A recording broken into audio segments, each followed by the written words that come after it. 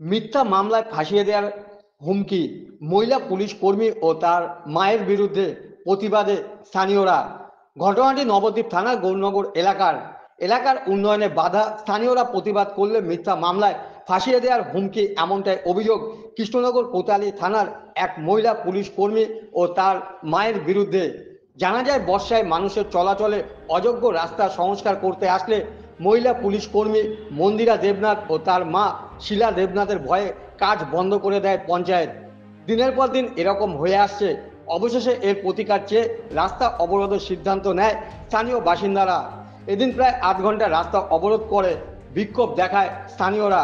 ঘটনার খবর পেয়ে ঘটনাস্থলে পৌঁছায় নবদ্বীপ থানার পুলিশের আশ্বাসে অবরোধ তুলে নেয় বিক্ষোভকারীরা।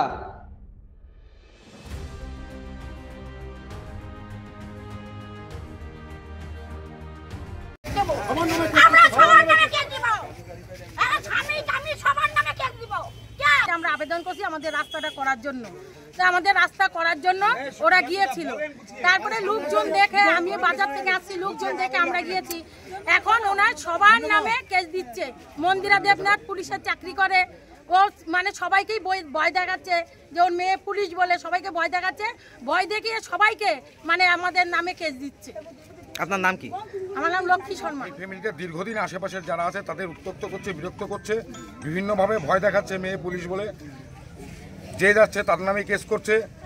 এই যারা আজকে অবরোধ করেছে তাদের একটাই দাবি, দুটো রাস্তা করতে গিয়ে প্রশাসন গেছে। প্রশাসনকে বিভিন্নভাবে, বিশেষ করে আমাদের প্রধান ছিল, উপপ্রধান ছিল, প্রাক্তন উপপ্রধান ছিল, বুথ সভাপতি ছিল, প্রত্যেককে অশালীন ভাষায় গালিগালাজ, রাস্তা করতে দেবে না। যেদিক দিয়ে কাজ করতে যায় সেদিকে নাকি ওর জায়গা আছে।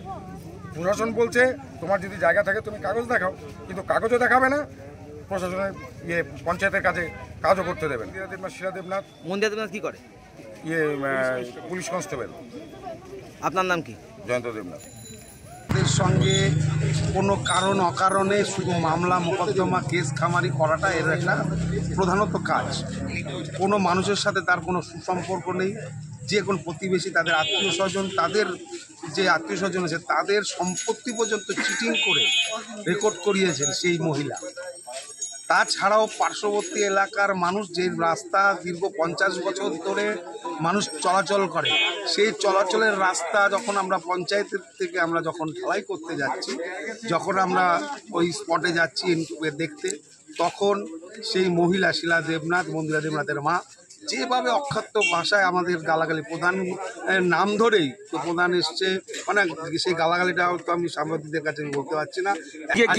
গ্রামবাসীরা মানুষ এখানে অবরোধ করেছিল, কিন্তু পুলিশ প্রশাসন এবং আমরা এসে তাদেরকে অনুরোধ করলাম এবং তারা এই আশ্বাস পেয়ে যে না, আমরা এখনই এখান থেকে যারা আছে এখানকার বাসিন্দা, আইসি সাহেব থানায় ডেকেছেন, আশ্বাস দিয়েছেন, তারপরে এখানে অবরোধ।